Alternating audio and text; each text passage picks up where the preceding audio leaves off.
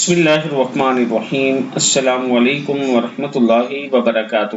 جو شخص نماز مغرب کے بعد آسمان کی طرف دیکھتے ہوئے 7 بار یہ کلمات پڑھ لے، خیرت انگیز کمالات حاصل ہوں گے۔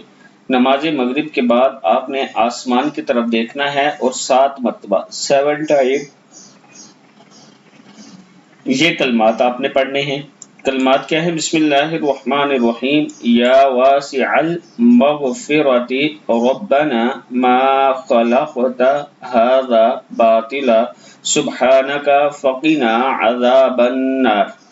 یا واسع المغفرۃ ربنا ما خلقت هذا باطلا سبحانک فقنا عذاب النار۔